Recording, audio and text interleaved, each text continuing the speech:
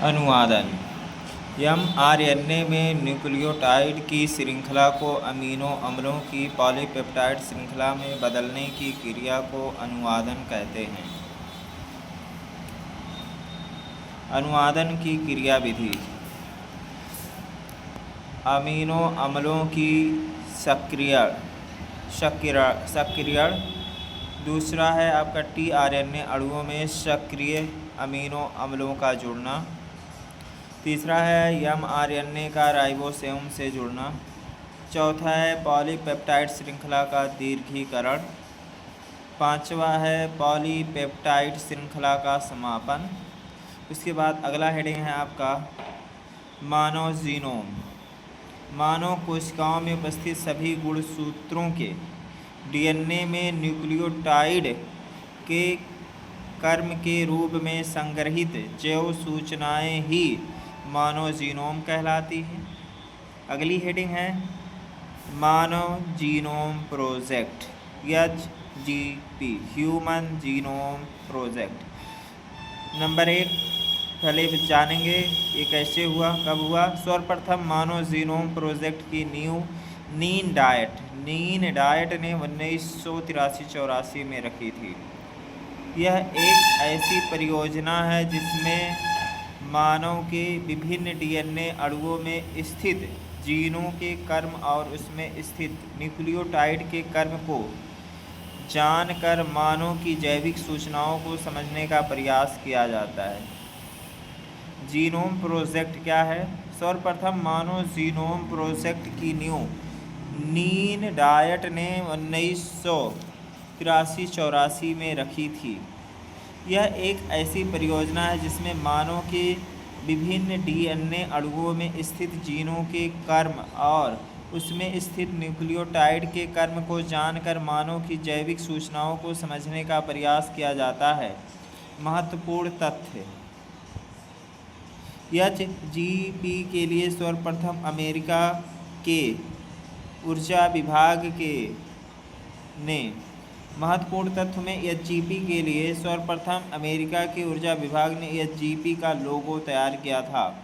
HGP means human genome project के अंतर्गत पहली बार मानव के 22वें गुणसूत्र के DNA श्रृंखला के पूरे कर्म का पता लगाकर वर्ष 1900 में प्रकाशित किया गया। इसके बाद वर्ष 2003 में पूर्ण मानव जीनोम श्रृंखला का पता लगाया गया, जिससे मानव के आनुवंशिक मानचित्र की स्पष्ट समझ मिली। मानव जीनोम का लक्ष्य विभिन्न जातियों के विकास के कर्म को जानना है। नंबर 2 असाध्य रोगों को ठीक करना, जैसे आनुवंशिक रोगों को। तीसरा मानव की जैविक सूचनाओं को कंप्यूटरीकृत करना। 4 नंबर गुणसूत्रों में स्थित जीनों के कर्म, संरचना एवं कार्यों का पता लगाना। 5वां है उच्च संरक्षित जीनों को पहचानना। 6 नंबर है अनेक जीनों के जीनोम का चित्रण करना। मानव जीनोम प्रोजेक्ट की उपयोगिता। रोग उत्पन्न करने वाले न्यूक्लियोटाइड अनुक्रमों का पता लगाना। मानव की आनुवंशिक वंशावली को निर्धारित करने में सहायक। आनुवंशिक रोगों की पहचान में सहायक। 4 नंबर है आपका DNA फिंगरप्रिंटिंग द्वारा अपराधी की पहचान करने में। मानव जीनोम प्रोजेक्ट की क्या विशेषताएं, इसको जान लेते हैं। नंबर 1 मानव जीनोम में 3 बिलियन से अधिक न्यूक्लियोटाइड हैं। क्या हैं? मानव जीनोम में 3 बिलियन से अधिक न्यूक्लियोटाइड हैं। एक सामान्य जीन में लगभग 3000 न्यूक्लियोटाइड होते हैं। मानव जीनोम में लगभग 30,000 कार्यात्मक जीन होते हैं।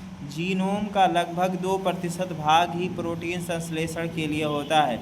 मानव जीनोम तैयार करने हेतु रक्त अथवा शरीर के अन्य ऊतकों से DNA लिया जाता है।